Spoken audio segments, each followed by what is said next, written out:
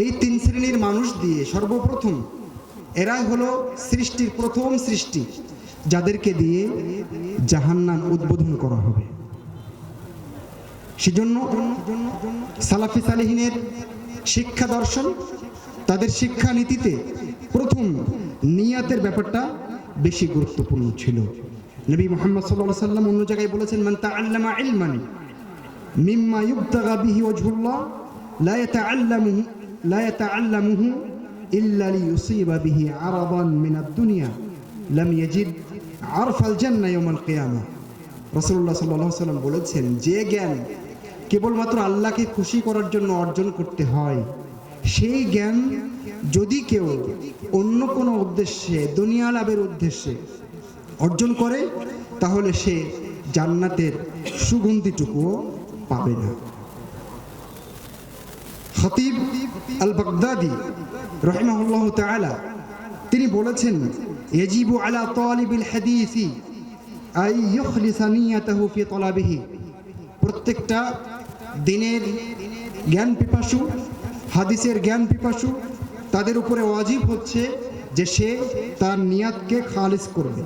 ওয়ায়াকুনু কসদুহু বিযালিকা ওয়াজহাল্লাহি সুবহানাহু ওয়া তাআলা, এবং তার লক্ষ্য হবে একটাই, সেটা হচ্ছে সে আল্লাহকে খুশি করতে চাইবে, আল্লাহর সন্তুষ্টি অর্জন করতে চাইবে, সে আল্লাহর দর্শন লাভ করতে চাইবে জান্নাতে। এটা হচ্ছে প্রত্যেকটা শিক্ষার্থী, যারা বিশেষ করে দ্বীনি ইলমের সাথে রয়েছে, যারা মাদ্রাসায় পড়ে, যারা কোরআন হাদিস পড়তে আসে, তাদের জন্য এটা বাধ্যতামূলক হিসেবে খতিব বাগদাদি রাহিমাহুল্লাহ বলেছেন। তিনি আরো বলেছেন, ওয়াল ইয়াহযার আন ইয়াজআলাহু সাবিলান ইলা নাইলিল আ'রাদি ওয়া তারিকান ইলা আখযিল আ'ওয়াদি।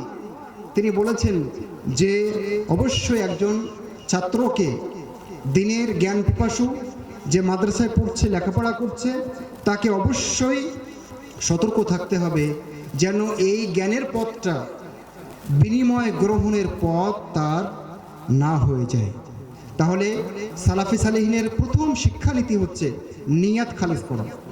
আমরা যারা মাদ্রাসায় পড়ছি এবং পড়াচ্ছি, অভিভাবক এবং ছাত্র সবাইকে প্রথমে এই নিয়াতটা করতে হবে যে আমার বাচ্চাকে মাদ্রাসায় দিয়েছি, আর ছাত্রকে ভাবতে হবে আমি মাদ্রাসায় এসেছি, আমার একটাই লক্ষ্য পরকাল, আমার একটাই লক্ষ্য আমি দ্বীনের দাওয়াত, তাওহীদের দাওয়াত জনসমাজে ছড়িয়ে দেব, নিজে আমল করব, পরিবারকে শেখাবো, সমাজকে শেখাবো, দেশের মানুষকে আমি ডেলিভারি দিব।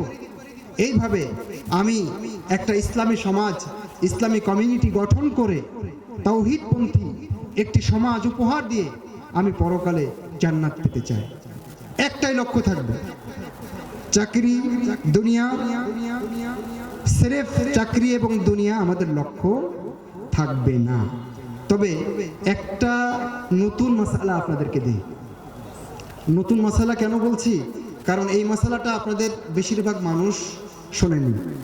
মাসালাটা হচ্ছে এই, যদি কেউ দ্বীনের জ্ঞান শিখতে এসে তার খালেস নিয়ত আছে, কিন্তু সাথে সাথে চাকরি করবে, রোজগার করবে, এই নিয়তটাও যুক্ত আছে, জায়েজ হবে কিনা?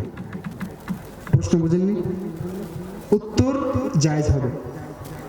যদি কেউ দ্বীনের জ্ঞান শিখতে আসে, সাথে তার এটাও নিয়ত আছে যে আমি দুনিয়াতেও ভালোভাবে চলবো, আমি ভালো চাকরি করব, কিছু উপার্জন করব, যদি দুইটাকে কেউ একত্রিত করে, তাহলে এই নিয়াতের কারণে সে রাসূলুল্লাহ সাল্লাল্লাহু আলাইহি ওয়াসাল্লাম যে বিপদের কথা বলেছেন এর আওতাভুক্ত হবে না বিইজনিল্লাহি তাআলা। কথা বোঝা গেছে? শেখ ওসাইমিন রাহিমাহুল্লাহ এই ব্যাপারে কথা বলেছেন। শেখ মুহাম্মদ আল আমিন আশ-শানকিতি রাহিমাহুল্লাহ তিনিও এই ব্যাপারে ফতোয়া দিয়েছেন। দলিল কি? এর অনেকগুলো দলিল আছে, আমি দুই একটা দলিল আপনাদেরকে পেশ করি। আল্লাহ বলেছেন, ওমাই ইয়াত্তাকিল্লাহা ইয়াজআল লাহু মাখরাজা। যে ব্যক্তি আল্লাহকে ভয় করবে, আল্লাহ তার জন্য কি করে দিবেন? পথ করে দিবেন। ওয়া ইয়ারযুকহু মিন হাইসু লা ইয়াহতাসিব, এবং তাকে এমন রিজিক দেবেন, এমনভাবে রিজিক দেবেন যে সে হিসাবই করতে পারবে না। তাহলে তাকওয়া এটা কার জন্য করতে হবে? আল্লাহ সন্তুষ্টির জন্য না, কিন্তু পরের বাক্যে আল্লাহ বলছেন যে আল্লাহ তাকে রিজিকও দেবেন। বোঝা গেছে না? তার মানে যদি কেউ আল্লাহ সন্তুষ্টির পাশাপাশি রিজিকও উদ্দেশ্য নেয় তাহলে ইনশাআল্লাহ কোনো সমস্যা নেই।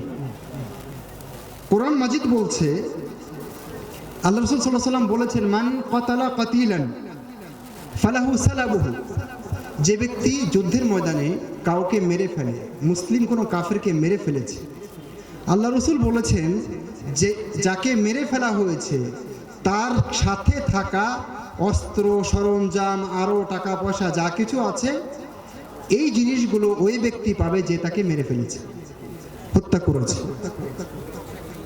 তো আল্লাহ রাসূল সাল্লাল্লাহু আলাইহি সাল্লাম বলেন, তো জিহাদ করতে হবে কেন? আল্লাহর দ্বীনকে